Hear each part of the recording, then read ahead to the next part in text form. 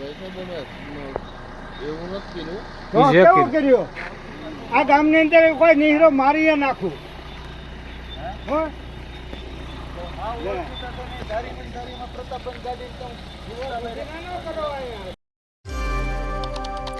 અમરેલીના કોંગ્રેસ નેતા પ્રતાપ દુધાત પર ગત મોડી રાત્રે હુમલાનો પ્રયાસ થયો છે.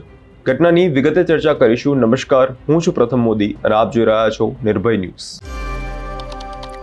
પ્રતાપ દુધાત જ્યારે ગીર સોમનાથમાંથી સરદાર સન્માન યાત્રા પૂર્ણ કરી પોતાના વતન તરફ ફરી રહ્યા હતા ત્યારે ધારીના દુધાળા ગામ નજીક 50 લોકોના ટોળાએ તેમના કાફલા પર હુમલાનો પ્રયાસ કર્યો. દુધાતનો 3 ગાડીનો કોન્વે હતો અને ખાસ કરીને તે જે કારમાં હતા તે કારને નિશાન બનાવવામાં આવી અને લાકડી અને ધોકા વડે તોડફોડ કરવાનો પ્રયાસ થયો હતો. નજર કરીએ તે ઘટનાના દ્રશ્યો પર. આજના મંચ પરથી પણ નિહાળ્યું ને રથયાત્રા દરમિયાન પણ આપણે નિહાળ્યું. સરદાર સાહેબની યાત્રા દરમિયાન સુંદર મજાના સૌ રાજકીય આગેવાનો ખૂબ સાથે રહીને ભરતભાઈ એક સુંદર મજાની વાત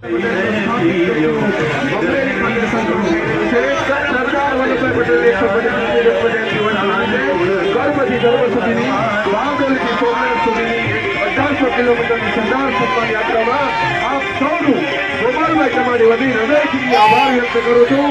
જય જય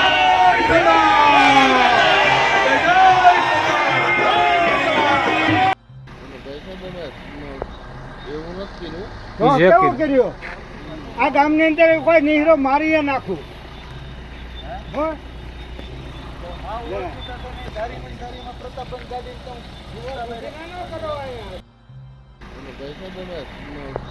એવું નથી પીનું. તો કેવું કર્યું આ ગામની અંદર કોઈ નીહરો મારી નાખું હો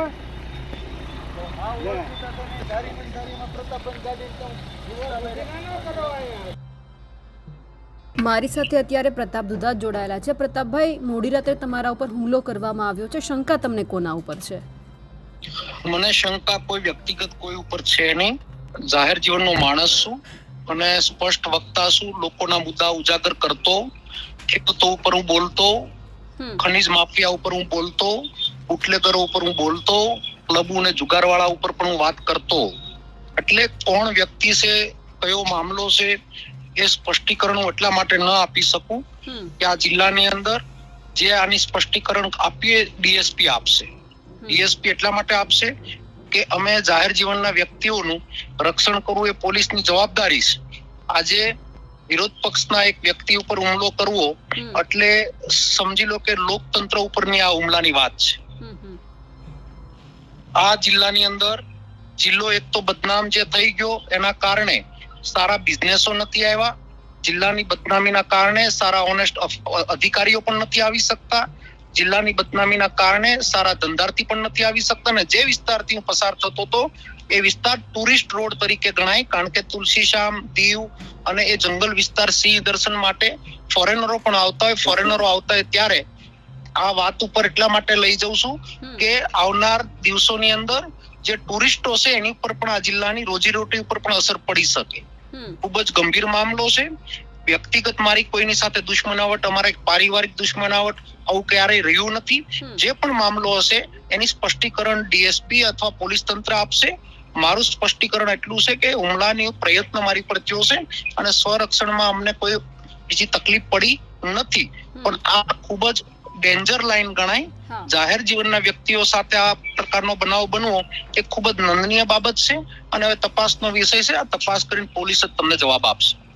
પ્રતાપભાઈ, સાથે તમે એ પણ કીધું છે કે એસપીને તમે આ હુમલો કરવાની ઘટના અંગે જાણ કરી હતી, કોઈ પગલાં લેવામાં આવ્યા છે? પછી ડીએસપી ને જાણ થતાની સાથે જ પોલીસ તંત્ર આખું ધારીને કોર્ડન કર્યું હતું. બધી જ પોલીસ આખા જિલ્લાની ધારીને કોર્ડન કરીને એ લોકોને ઢંઢોળી રહી છે, તપાસ કરી રહી છે અને મને ખાતરી આપી છે કે એકાદ દિવસની અંદર આનું અમે તમને રિઝલ્ટ આપી દઈશું. પણ આમની પહેલા તમને એવું ક્યારે લાગ્યું હતું કે કોઈ તમારા ઉપર હુમલો કરવાના છે, કે આ પહેલી વખત જ આવું થયું છે? પ્રથમ વખત જ આવો બનાવ બન્યો છે જાહેર જીવનમાં. ક્યારે આવો બનાવ એટલા માટે બન્યો નથી. વ્યક્તિગત ક્યારે અમારા કોઈની સાથે વેરઝેર હોય નહીં, એટલે અમને માનસિક રીતે ક્યારેય કોઈ પણ પ્રકારનો ડર હોય નહીં. પણ મેં વાત કરી તેમ છેલ્લા એકાદ વર્ષથી ખનીજ ઉપરનું વધારે પડતું અમારું બોલવું, બુટલેગરો ઉપર અમારે વધારે પડતું બોલવું, ખેડૂતોની વાતો વારંવાર વખતે અમારે મૂકવી અને જે વાત અમે સ્પષ્ટીકરણ કરીને મૂકતા હોય ત્યારે કોઈ વ્યક્તિને લાગી આવ્યું હોય અને એને પોતે મનસ્વી એની પ્રકૃતિના પ્રમાણે કોઈ વર્તન કર્યું હોય એવું બની શકે. હા, બિલકુલ પ્રતાપભાઈ, આપ અમારી સાથે જોડાયા, આપનો ખૂબ ખૂબ આભાર. હાલ સુધી હુમલા પાછળનું કારણ અકબંધ છે અને કોંગ્રેસ નેતા પ્રતાપ દુધાતે જણાવ્યું છે તેઓ પોતે પણ અજાણ છે આ હુમલો તેમની પર કેમ થયો અને કોના ઇશારે થયો. તેમણે ઘટનાની જાણ અમરેલી એસપીને કરી છે અને આજે તેઓ વ્યક્તિગત રીતે એસપીને મળવા પણ જવાના છે. હુમલાની ઘટના બાદ સ્થાનિક પોલીસે તપાસનો ધમધમાટ શરૂ કર્યો છે. આ વિશે તમારું શું માનવું છે કમેન્ટ કરી જરૂરથી જણાવજો અને અમારી ચેનલ નિર્ભય ન્યૂઝને લાઇક, શેર અને સબસ્ક્રાઇબ કરવાનું ભૂલશો નહીં.